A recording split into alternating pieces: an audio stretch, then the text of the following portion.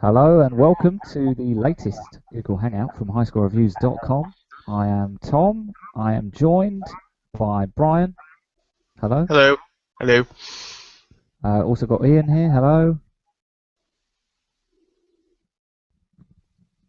Also got Ian here. Hello. Oh, you waved. Oh, okay. And we've got Tom as well. Hello. We are here to talk about arguably the biggest game release of the year so far, I suppose. And there's Destiny from the creators of Halo. A lot of hype behind this game. Came out last week, so you three have all been playing it for almost a week now. Has been getting, I think, surprisingly negative reviews in a fair few quarters, and certainly I think over the past few years the trend has been that if a game has a lot of hype and a lot of buzz, it kind of automatically gets 8s, 9s and 10s. And you know, when Assassin's Creed 3 is coming out with 8s and 9s, then I think that sounds pretty true. But Destiny, people have been pretty brutal and pretty forthright about what they think of it. Before we get into the game specifically, because kind of the reaction to the game has kind of become more significant than the game itself. So I guess we'll start with that. What as people who have spent a good amount of time with it so far, what is your take on the negative reaction? Does it surprise you? Is it warranted? Is it fair? Who wants to take that first? Shall I kick this one off? Sure. I think the first thing to say is there's a lot of people who probably find it hasn't lived up to the hype for them, which is fair enough. And if they're coming out and honestly saying that, then it's about time we had that sort of honesty and games not being scored purely on the hype. The problem I have is that when reviewers start talking about not living up to the hype and not living up to expectations, they don't seem to take any responsibility for that hype or that expectation in the first place. As if, you know, somehow this was all Bungie's doing and they weren't complicit from the very start by buying into everything that was said about it and, you know, hardly saying a critical word. And I think some of the reviews we've had have gone probably swung a little too far on the negative side because they feel cheated or lied to or something of that nature, rather than looking at the game as it is and as it plays. So I think that's my biggest problem with the reception so far, is that it's not living up to the standards they chose to create for it or they bought into, and so they criticise it for that rather than, you know, necessarily criticising what there is to criticise about the game. I would say, I mean, just to be clear, I'm going to pretty much play devil's advocate throughout this entire thing because I have not played the full game yet. But I do seem to recall in the kind of early stages of the press for Destiny, sort of preview events and things, I do remember reading a fair few articles which the writer wasn't quite sure still what the game really was. They were kind of playing quite segmented chunks, and you know, was it just Borderlands in space, or you know, was it a kind of an MMO Halo? No one seemed to quite know what it was, and I don't think it really was until the alpha that the hype really started gathering. Certainly among, you know, the average Joe who have been able to download that. So, I mean, do you not think that Activision and Bungie can take some of the, well, I don't want to say blame because, you know, it's not like they put out a bad game or necessarily, you know, aimed to mislead, but certainly when you look at the marketing budget behind this thing, it's pretty insane.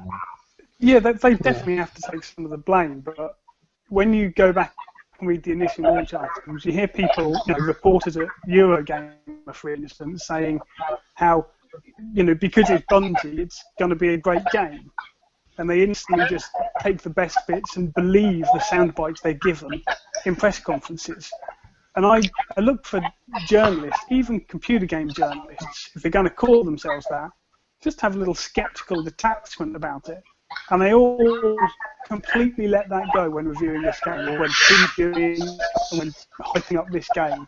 They let go any sense of skepticism and critical detachment, and just, well, they didn't just ride the hype train, they helped create it, and they fed it all the way through. So to now turn around and say it didn't live up to the hype,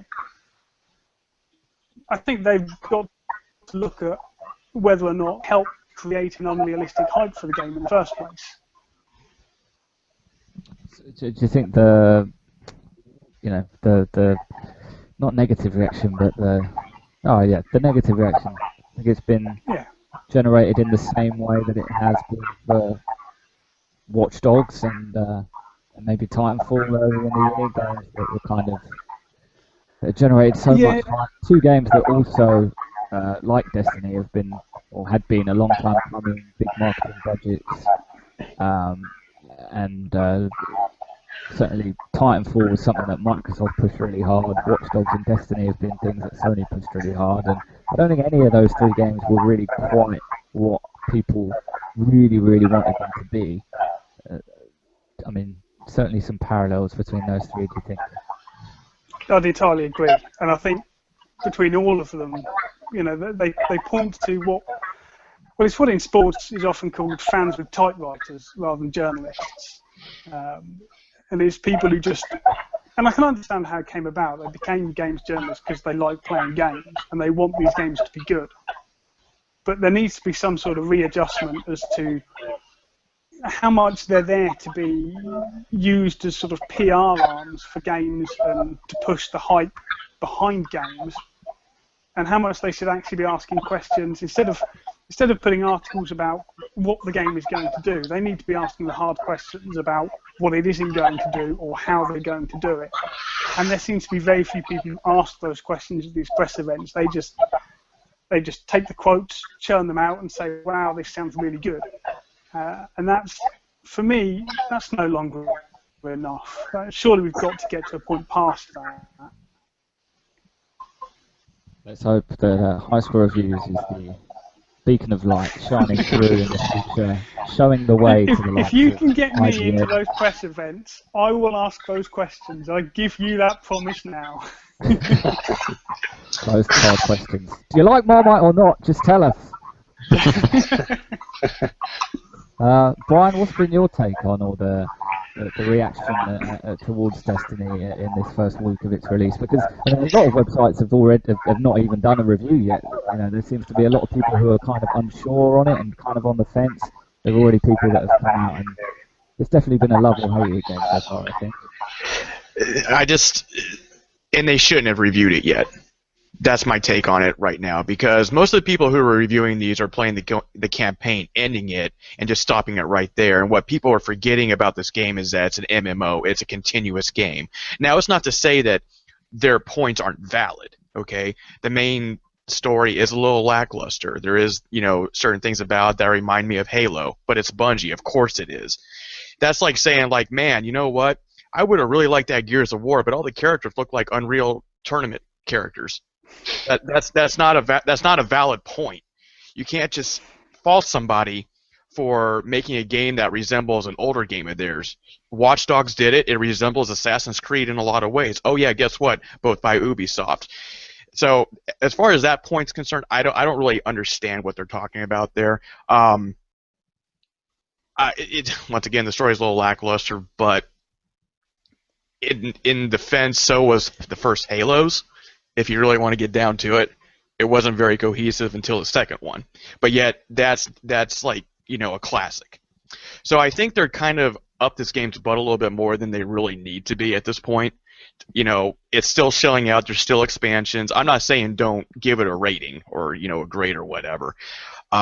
But I just think some of the complaints are a little unfounded. And it's funny to me, the same people who are complaining about this game are the same ones who are still playing it continuously. And really, in the end, isn't that what it's all about, is having fun with it?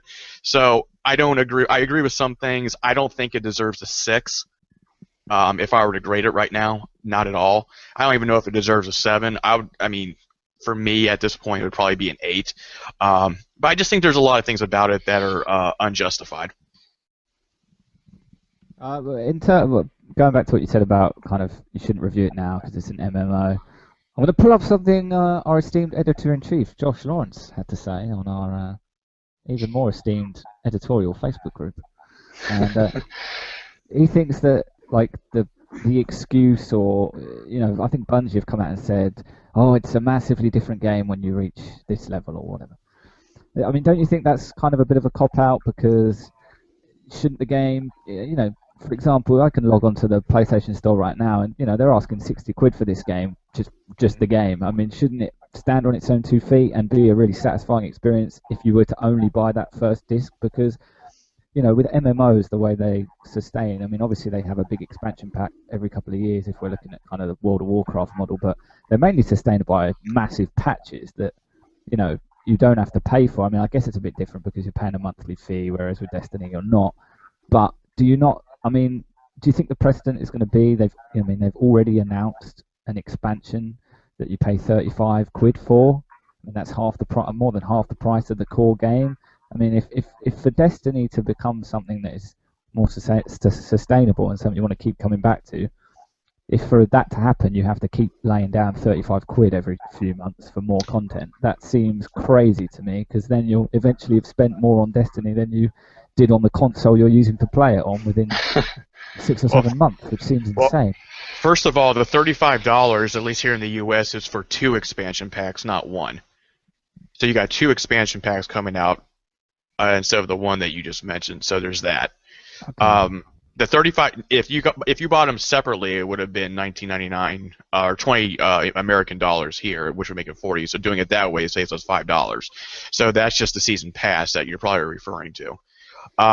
But to me, that's no different than WoW coming out with the Panda expansion, spending and you have to pay $20 for that.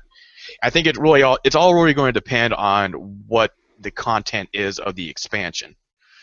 Now, if it's just like, hey, you get to go to Mars again and play a mission, then yeah, you're right, that's not worth it.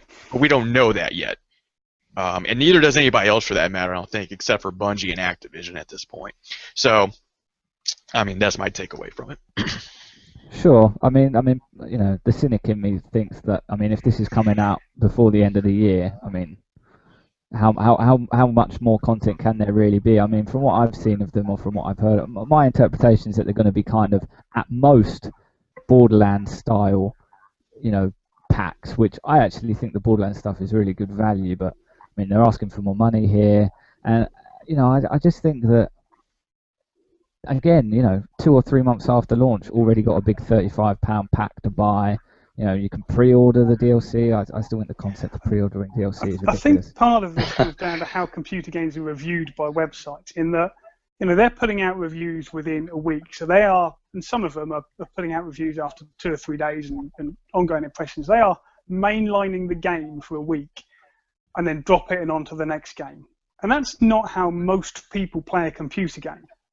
That's, they play it in a very different way, with a very different, almost reason for playing it. They're kind of writing a review in their head as they play it. Whereas when I sit down, I get back from the pub and I sit there for 2.5 hours playing it with a mate, I'm playing it for fun. We're just playing it to, to have a laugh and do a bit of mission, a bit of multiplayer, and it's very different to how the computer game reviewers have to play a game. And I think there's a different way of looking at it when you have to play a game because it's part of your job and you have to take notes and write it and write about the game afterwards, as opposed to just playing the game for fun. I think we're seeing that split starting to emerge as well. Yeah, I take that point, but at the same time, you could say that about any game, couldn't you? Wouldn't that kind of suggest that no games are going to get good reviews because all game reviewers are playing it in a really But there's also a difference between an MMO, which this is, despite Bungie trying to claim it wasn't. This is clearly an MMO, and they made a rod for their own back by trying to say it wasn't and calling it a shared world shooter and such rubbish. But again, nobody called them out on it. If it looks like an MMO and quacks like an MMO, then it's probably an MMO. You can dance. If you want to. You can leave your friends behind. But let's face it, in every MMO you do dance. That's almost a trademark of the genre. If you can stand in a central hub and start a dance party with random other people, it's an MMO, and this dance is like an MMO. So I think with an MMO, it is an ongoing, it's an ongoing piece of software, basically. It's not designed to be played and completed within 60 hours over the course of 5 days. So the point that the world will change over the course of the next month or so is a valid one. This isn't a complete it, tick the box and done. That's not how the game was designed. And if you review it on that basis, then you're missing part of the design philosophy behind the game. I guess so, but I mean, there have been plenty of MMOs in the past that have launched with fantastic reviews and have, boosted off of those great reviews. And look at World of Warcraft. I'm pretty sure that came out to 9s and 10s, and look at it now. It's still the biggest one out there.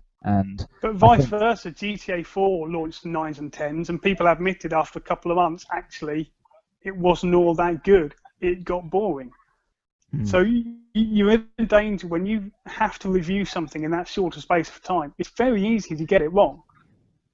I think, again, we're back to the point that you've got to look at what you take from and what you expect from a game review. And in many ways, you should be ignoring the number at the bottom. You should be looking at journalistic critique effectively. And it's not always been of the highest quality in this case, because a lot of it's been measured up against expectation, which kind of brings me back to what I said before. Tom, what's your take on it? As someone who, I mean, we played a bit of co-op in the alpha, I remember, and like I said earlier, I really enjoyed the alpha, and but I kind of felt like, even by the time I got to the beta, I kind of didn't want to play the beta because I thought this is kind of the same stuff. How have you found the full game as someone who played, I think, both the alpha and the beta? Well, for me, I was in the same boat as many other people before actually playing the pre-alpha and the beta, is that I didn't actually know what this game was about. And I think ultimately the criticism has come down to confusion, because people don't know how to categorize this game. I mean, is it an MMO? Is it an RPG? Is it a first-person shooter? But what it ultimately is it's a marriage of all those three things. I mean, you can look at an MMO, a first-person shooter, and an RPG, and they come out of the gate with high score reviews, ironically. But because people know what those games are, and with a game like Destiny, it's something different. It's all these things combined together. So maybe that someone who bought the game thinking it was the next Halo has got something slightly different. Maybe somebody who's bought it thinking it's Borderlands in space has got something slightly different. But I agree, with what Ian said. This is a game that Activision and Bungie have invested years and years into. You can't really critique the game and criticize it based on its first week of release. I'd imagine they've got plans for this game, years, months and months down the line. And I agree, as well, it's kind of wrong if you have to pay, more money later on down the line for things that are very similar to what you get straight out the gate. But the stuff you do get straight out of the gate with Destiny, there's a lot there for you to play. You've got the high caliber tropes, of Bungie there. They are masterful, craftsmen of making dense, rich universes and worlds that you can just sink hours and hours and hours into.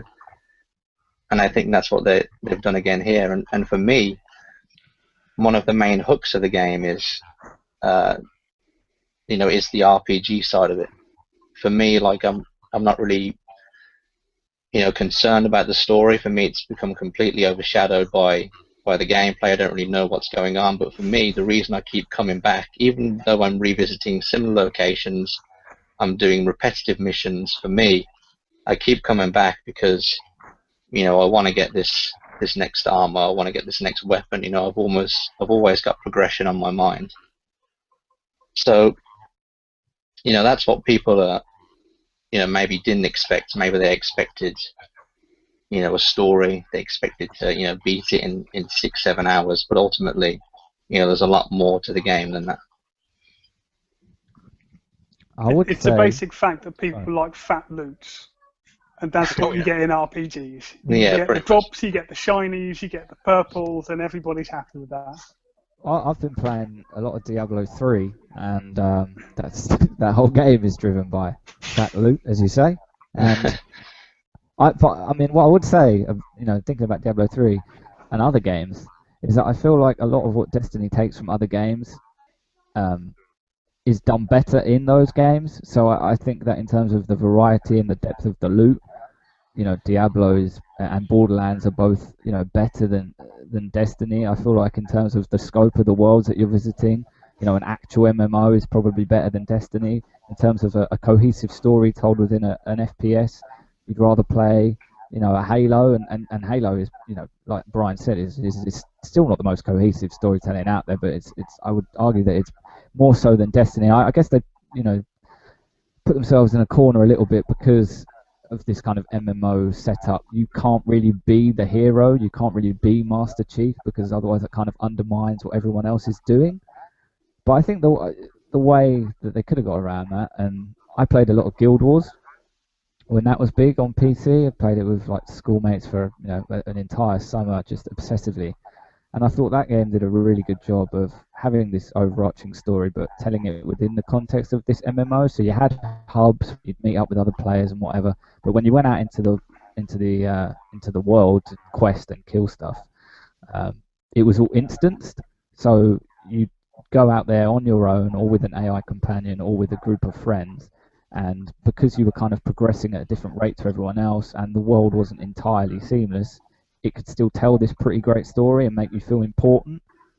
Whereas with Destiny, even though it does obviously, not everyone playing Destiny is in the same area at one time, like on an MMO, but it still feels to me as though it definitely feels like Bungie taking baby steps into, aspects of different genres for the first time, and I think that's maybe why it doesn't quite come off in some respects, and why I think that a lot of what Destiny tries to do, from what I've seen, like I said, playing devil's advocate to an extent here, but I think a lot of what it tries to do is done better in other games. Do you think that's a valid point? It's kind of worth saying that. Go on, Brian. I was just going to say, Bungie was never going to win this, as far as reviews or opinions are concerned, because of their work on Halo. That's what everybody knows them as. Even before, hardly anybody knows what their game was before Halo, and now everybody's making this comparison to Halo. Marathon. Yeah, there you go. And they were never going to win everybody over right away, at the very least. So it just wasn't going to happen. They had to have known that, they're like, hey, this is going to be really different in a lot of ways, and not everybody's going to be on board because of what we've done before, and it's turning out exactly like that. So I don't think this is surprising. It shouldn't be surprising to their PR team, at the very least, because of what it is. That's also the comparison too. I mean, this is a horrible game, and it might be a bad comparison, but Gearbox doing Borderlands and then doing Alien Colonial Marines.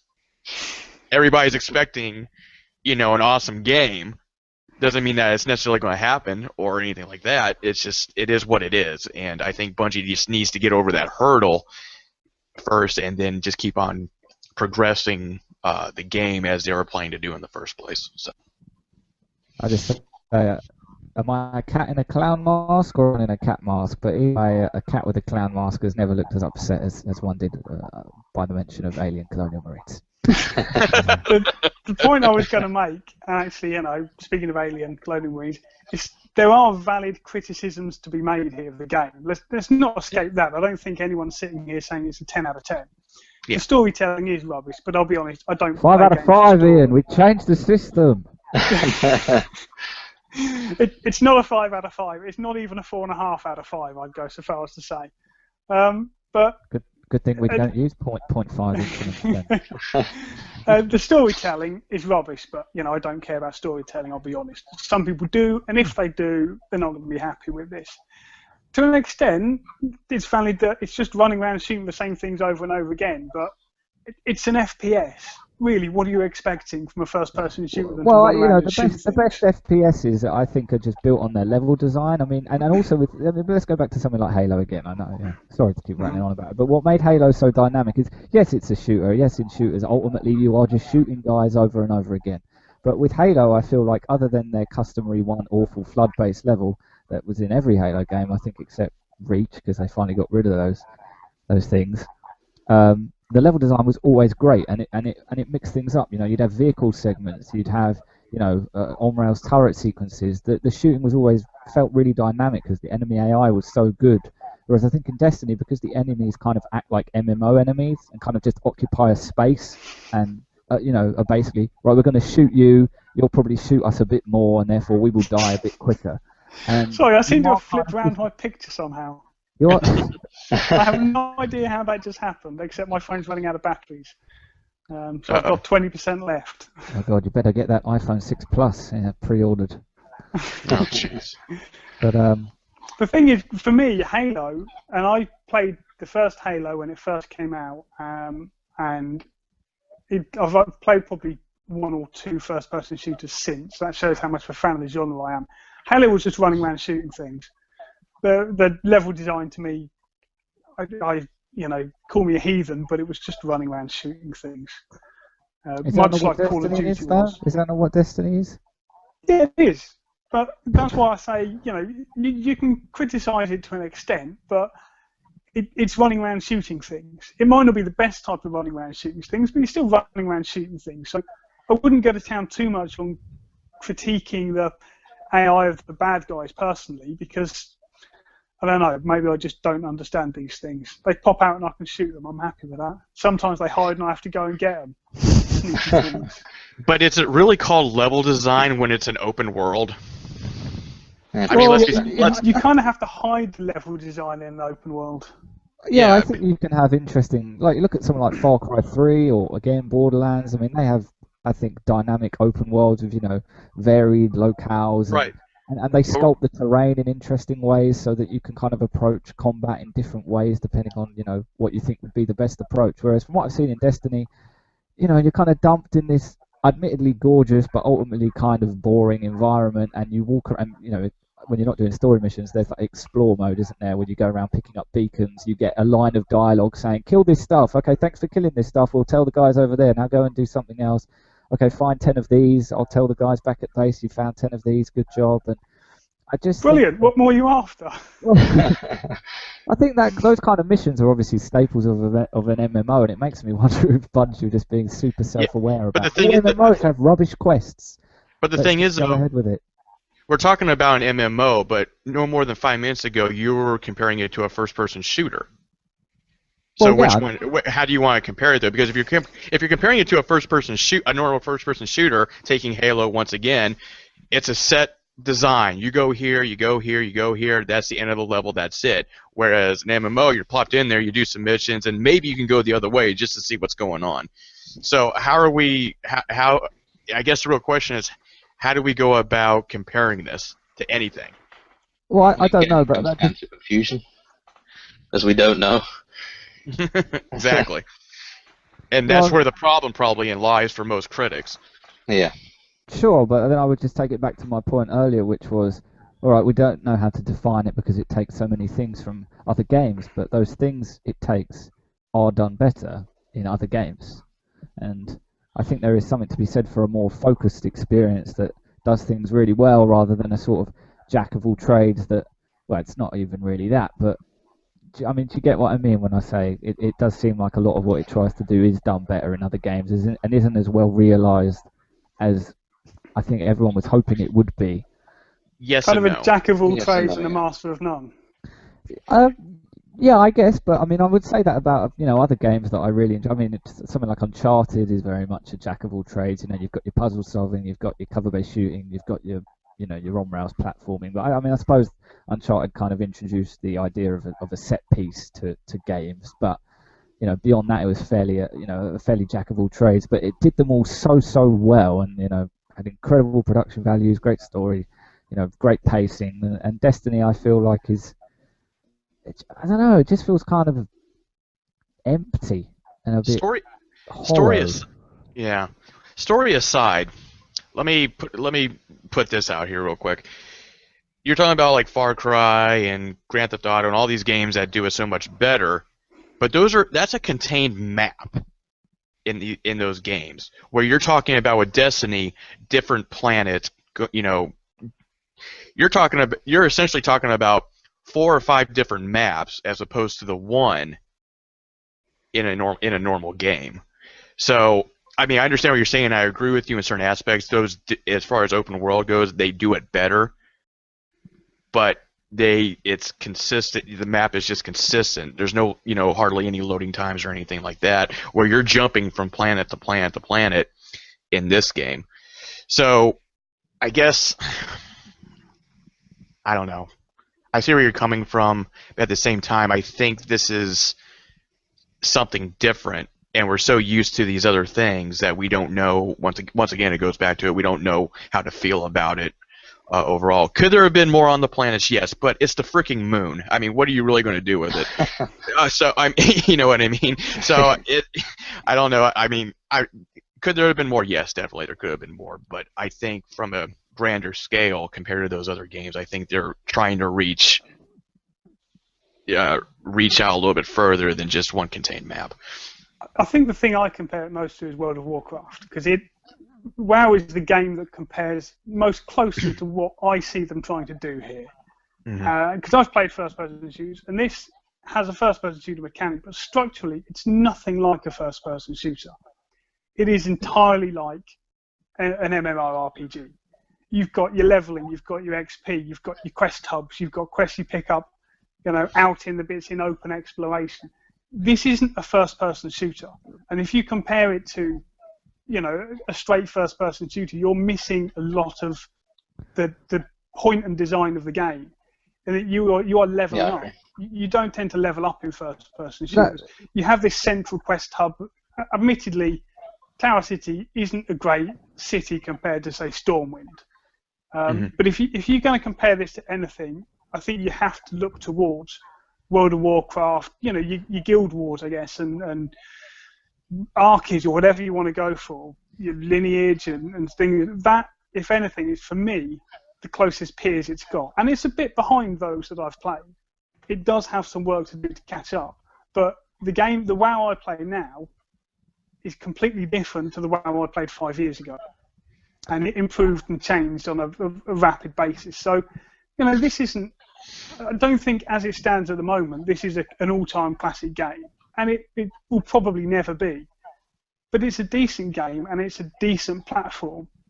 And when you have a long plan for a game, and when you're trying to build an MMO, because otherwise you end up like the Elder Scrolls Online, with this hardcore base of people who are just going to dwindle over time. Another question I would have too is that if this game was only on PC, would it still be getting the same,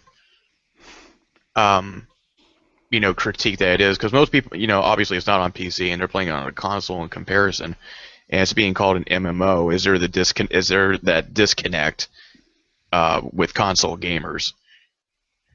It's a fair point, I think. Yeah. Well, when you were listing off things that makes Destiny different from first-person shooters, a hub where you get quests, tons of loot, different areas. It sounds like Borderlands to me, and I think from what I've seen of Destiny, I just think Borderlands looks like a more good game to me. And I sunk close to 100 hours into Borderlands 2, and I thought that kind of nailed the whole loot aspect of it. And one of the criticisms that I've heard of Destiny is that there isn't actually that much loot, really. I mean, compared to a Borderlands or a Diablo, there isn't actually all that much. And I think one of the best things about Diablo, I think I said in my review, is that there's always a carrot on the stick in front of you, whether it is a new bit of loot or you're close to a new level, or there's always something. And I guess there is that in Destiny as well, but it just seems like it's on a completely lower scale, and just again goes back to my point that the things people are enjoying about Destiny, absolutely fair enough. Who am I to say don't enjoy that stuff? I mean, and like I said, I played the alpha, I had a good time with it, but I think that that was more from a kind of core mechanical perspective, and I don't think anything in Destiny is done on a scale big enough for it to stand up against more established games that do the same sort of things that Destiny's trying to do. I think that's why I have kind of held back on rushing out and getting it as soon as I got home. as far as the looting thing's concerned, weapons or whatnot, even if this game went that route to where they had billions of different iterations of a gun or a rifle or whatever, then the problem is like, oh, guess what? It's just like a high def Borderlands. So there's no winning this, this debate really, as far as what it can and cannot do. The only ones, and it goes back to the main point that with patches and expansions or whatever, that's where the final verdict is going to have to come in at some point for people. This game is going to be compared to so many things. The first thing I thought about when I saw the tower was like, oh, Mass Effect.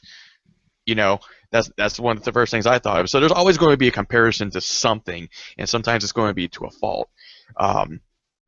So I don't know. I mean, this is us talking about. There's no clear-cut answer for anybody. No.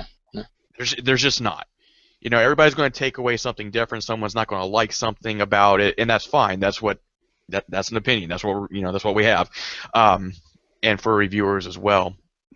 But I think in the end, I don't think it's a bad game by any stretch of the imagination. No. Yeah, I to be fair, I don't think I've seen a review that has said this is flat out a bad game. But I don't know. I guess I just think my approach to it is as well that in terms of it being kind of this long-term thing, I just think that when you're laying down, £50, $60, whatever it is for a game, I just think it's kind of a bit of a slap in the face when you hear like the developer come out. If you're not having a great time with it, if you think maybe there's not enough to it, and you hear the developer coming out and say, well, come back in a year or whatever, it'll be a completely different game. If I'm paying this amount of money for a game, I feel like I should be able to have, how pissed off would you be if you bought a book, got halfway through and it thought, haha, come back next year, and when books and films do. Have you not been paying attention to Game of Thrones? I mean, they're still waiting for the final book. Look at the Wheel of Time series, exactly what happens. And to be fair, they were pissed off. But that point you just made, Tom, that what you just said about it, how is that any different than buying the Elder Scrolls on your 360 or PlayStation or whatever, and then an expansion pack, or I'm sorry, DLC comes out. Now, if Destiny's expansions were called DLC, there wouldn't be that big of an issue. Oh, DLC, okay, but it's because it's an expansion pack on a console. Then it's like, whoa, wait a minute, you mean I didn't get this whole game? What I would say is that I don't think anyone who played Skyrim at all felt shortchanged by the amount of content that was in that game. I mean, I didn't play Skyrim, but But Abby, Destiny, for example. I was going to say, Destiny's got a load of content to it to begin with. Yeah, and it has a story. It has a story that begins and ends.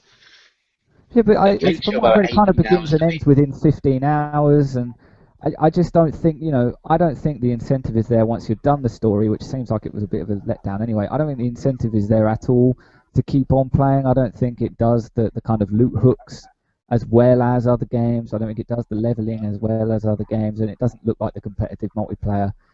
It probably doesn't hold a candle to the more established games out there, and I just think that, the game it was trying to be is not fully formed enough to be that. I don't think, from what I've seen of it. But well, that goes back.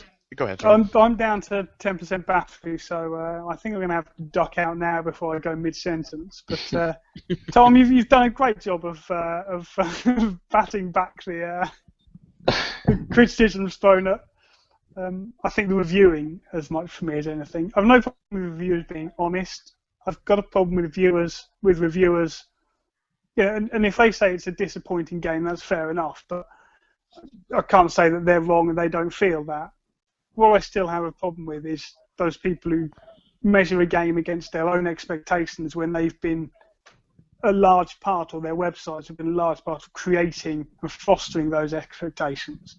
And that, for me, is the biggest criticism. I'd say the game, it's a good game. I'm enjoying it. If I had to give it a review, I'd probably give it 3.5, maybe 3.75 stars out of 5. But it is the most fun, as a non-FPS player, it's the most fun FPS I think I've ever played. Ian, are you not just wasting valuable Hearthstone time by even contemplating Destiny? In fact, does it not lose points for robbing you of that precious time? That's why it's only 3.75 stars. Oh, I see. Okay. Well, that makes perfect sense now. That should be our new criteria. How much time does this rob from you from playing Hearthstone? You can't really barometer of the game. And on that note, I've got time for a couple of quick games of Hearthstone in before I have to disappear off out of this meeting. So, cheers all. Well, that says it all. You just had a long conversation about Destiny, and your first thought is to go and play something that isn't Destiny. Alright, then. See you later. Bye. Bye-bye. See you later. So what are we talking about? Yeah. Well. Uh-oh. Okay, here we go. Oh. Hello? Oh, there we go. Okay. Well, let's get into your kind of own personal experiences with the game. I mean, we've debated long and hard now about the kind of response to the game and what the game is and what the game isn't. Let's just focus on what the game is. What's it doing for you guys? I mean, obviously it's got that kind of, the story missions. It's got those explore scenarios. We can go off and do kind of tasks, more multiplayer. It's got the strikes. How have you been spending your time? What's kind of stood out for you as people who have enjoyed it so far? What I've been playing soccer. Your Destiny time with. I've been playing Really? football. Yeah, because there's a football in the tower that you can find and you can kick it around with other people. So. Oh. And when I say football, I don't mean American football. I mean what you call it over there. Okay. So buy Destiny if you want to play football. Yeah, but I was gonna say, screw that FIFA. No, I'm kind of part kidding. We had fun with that. We were just goofing off. But see, that's the thing though. Like, I mean, I've had fun with the game itself, but I mean, it's also been a good excuse to connect with people in a different way. And that's coming a lot for me because I don't play a lot of games online, and to have this ability to be able to co-op it and play against people too, obviously, if you want to do that. I've just been having fun with a lot of people with it. Once again, it's I think I'm happy with it. I'm glad I got it. I'm curious to see where they're going with it. So yeah, I think I'll keep it around for a little while. Yeah, I would agree. I think everyone. What Tom was going to say? Oh, I was just going to say, I think everyone who knows of Destiny is probably, regardless of their stance on it, is probably really, really curious to see where it does go. Because it is so unlike anything else in terms of what they've said about it being kind of a 10-year game. And I don't buy for 1 minute that we're not going to see Destiny 2 until 2024, but, we'll see how it goes. I'm really interested to see how it expands and, what they do with, are there going to be content patches as opposed to paid DLC? How much paid DLC is there going to be? Is it going to be another boxed game? I mean, yeah, I'm really interested to see how it develops. But Tom, go ahead. What you were going to say? I was going to say as well, I've been having a lot of fun with it as well in terms of the social aspect of it. I'm not really, one to play, competitive multiplayer or any sort of co-op experience, but for me, Destiny has brought me back into that space. I mean, the strike missions on the game are just fantastic for you to jump in with a few friends, take on these missions that are so well structured and paced, that, and they don't let up on the difficulty. They are very difficult to complete, and at the end of it all, when I'm playing it with my friends, we're not there, recapping the events, of what's just happened in terms of the story. We're there talking about, okay, what did you get from that mission? What reward did you get? What level are you now? What piece of armor did you get? What new weapon did you find? And coming back to the whole story side, again, it's not particularly great, but for me, I've been having a lot of fun just playing it with my friends, comparing characters between each other, and just tackling these missions. And even if the missions are repetitive, and again, you're just running around shooting things, at the end of the day, it may not do it as well as other games, but it still does it fairly well, and it's keeping me coming back. So I think it does a good job in that respect. I've actually seen a lot, like looking at forums and things. There have been a lot of people that have said that I'm not entirely sure this game is all that great, but for some reason I can't stop playing. It's got its Hmm. hooks in me. Yeah, I'm just not precisely. really sure. I'm just not really sure what those hooks actually are. And I think that is, I guess, credit to the game. What do you think it is? What do you think those hooks are? Either of you can take that. Well, for me, it's the whole loot side. Yeah. As I said before, like again, I've got no idea what's going on in the story, and to be honest, I couldn't really care. I don't really care that I'm going back to these same locations or I'm doing these same missions over and over again. For me, in the forefront of my mind, it's always about, okay, how can I upgrade my character? How can I get the next best thing? Oh, I've got a weapon that I can't equip until level 17. I'll use this one until now. I go off and do another mission and I find another piece of armor. Oh, okay, I'll use that. I may find another one. I can use that a few levels down the line. Like, there's always this sense of progression. Again, coming back to your Diablo point, there's always this carrot being dangled in front of you in terms of progression. It may not do it as well as that, but that's the hook that's keeping me coming back. If I was to just sit back and see myself play this game, not knowing what it's about, I'll probably think he's doing the same thing over and over again.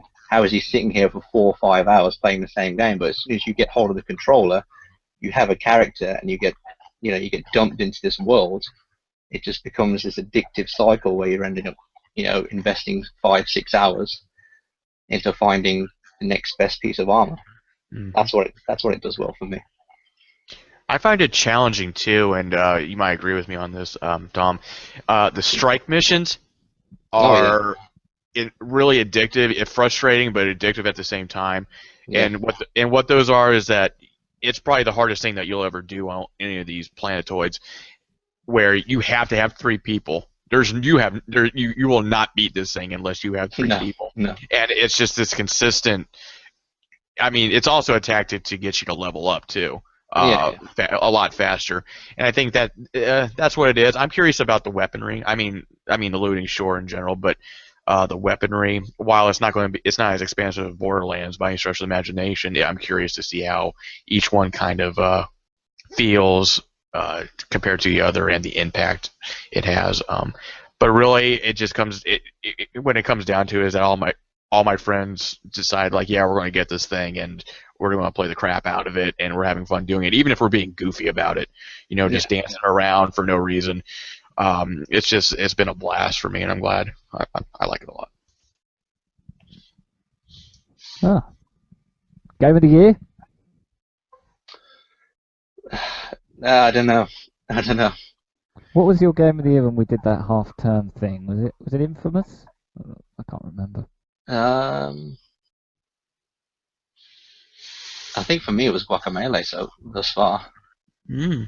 I think. Yeah, that might have been what it was. Yeah. If my memory serves me correctly. Yeah. Well, all right.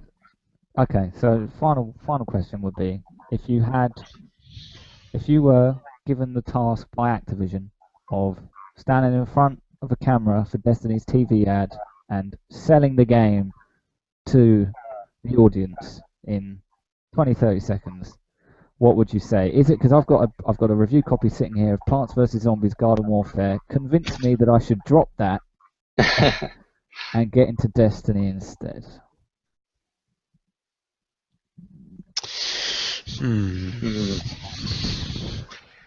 The only game on current gen consoles that has come out in a few months. Yeah, that's fair. There you point, go. I guess. Sold. No, in all, I don't know. Do you think that, speaking about just the next gen console thing, I mean, I've just completely bypassed my initial question, but I should have asked Ian about how it ran on PS3. But do you think that the fact that it's on PS3 and 360 holds it back at all? It would have to, in some respect, as far as quality of the levels and graphically speaking. Just the scope of it, they've got to make sure that just the online infrastructure of those consoles can kind of deal with it, and I think that's one of the main disappointments for me is that my initial impression when I played the alpha was, oh wow, look what they've done to Russia. I can't wait to kind of explore more of Earth. And then as it emerged that, oh, it's only one area per planet, and now that, oh wait, there are only 4 planets, that was kind of disappointing to me. I would really love to, um, in the same way that I really enjoyed seeing how The Last of Us would decimate different parts of the US, how recognizable or unrecognizable certain landmarks were in that sense. I'd be really keen to see, and seeing like Mass Effect's interpretation of Earth was cool. Hmm. I would really like to see them allow you to go to different areas of Earth set in whatever year this is set, and I think that could be really cool. And it's a bit of a shame, a disappointment when I found out that you wouldn't be going to the US or other parts of Europe or even into Africa or something. I think that maybe was a bit of a missed opportunity perhaps, but something they could add, I guess. I was gonna say, I mean, there's that's a great thing about the consoles now is that you can add anything to a game. There's only so much you can put on a disc. I mean, that's just the way it is. For all we know, this next expansion pack might add, what you were saying, like, old London or South America or the U.S., New York or something like that. For all we know, we don't, it could be anything at this point. And I think that's the thing that's intriguing that a lot of people don't understand. That, and I talked about this, with you guys through Facebook, but I don't think a lot of people understand that this can go anywhere if it really wanted to. If Bungie wanted to take that leap, they can do it. And it could be a game in the sense of, like what you were saying with like World of Warcraft, where you're just adding new areas, adding new races, whatever the case may be. And so yeah, you're right. I mean, is it a missed opportunity? Could they have done a little bit more? Maybe. I don't know. I mean, I don't know how to put a game on a disc, but I know there's only so much space so much you can do with it, and so I maybe they will add on. I hope they do. Are we going to give this 30-second pitch a go, or should we wrap up here? There you go. That's my pitch. It can go anywhere. You don't know. It's a pretty good pitch, to be fair. Full of endless opportunities is Destiny. Yeah, I mean, I guess you could look at it too. When you finish the game, there are obviously going to be. I think a lot of people's immediate response is perhaps understandably one of, "Oh, is that it?" But I definitely I think there is something to be said for a game that has this ambition to keep growing. I am just really. I mean, I hope, like I said, that for it to grow, you need to pop down more money again and again and again, because then I do think it's just going to get to the stage where, I mean, even if, relatively speaking, what they produce in terms of expansions is good value, I just think the very thought of spending potentially hundreds and hundreds of pounds on one game is just absurd for most people. So I do think they have to be careful and do their best to provide free content in addition to the paid stuff, and that's why I am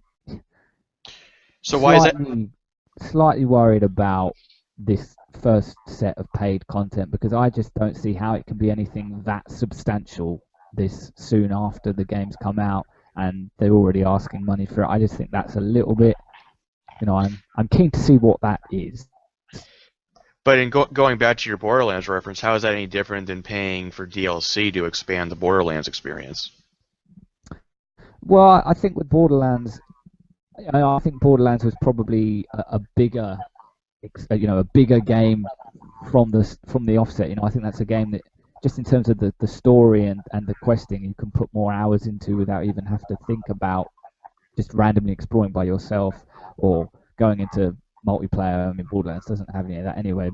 And as well with the DLC in Borderlands, I think that was not only great value in terms of the money that you were parting with, but there was a lot of content there, and they were each quite varied takes on Borderlands. You had did the Halloween special. They did one set in kind of like a savannah type of location. They did that one really fantastic one that was kind of a parody of all things fantasy, with like Skyrim and Lord of the Rings and Game of Thrones and even Fantasia and stuff like that. So it's also too. Oh, go ahead. Sorry. Came out that was quite well spaced out, I feel, and I think, I'm pretty sure I did not pay £35 £35 for that season pass. I don't think I spent more than And 30, you wouldn't with Destiny either.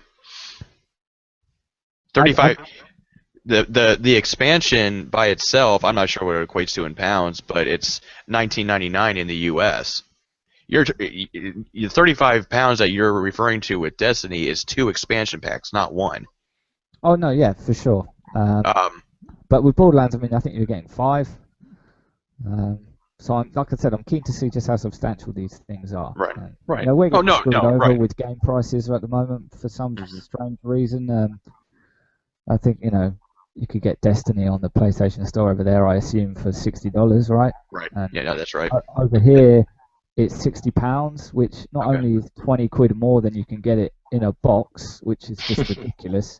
Just the fact that it's £60, and you know, I think working by the current exchange rate, that's probably $100, maybe even a tad more than that, which is just great. I mean, I know you guys had tax after, but even then, it's crazy.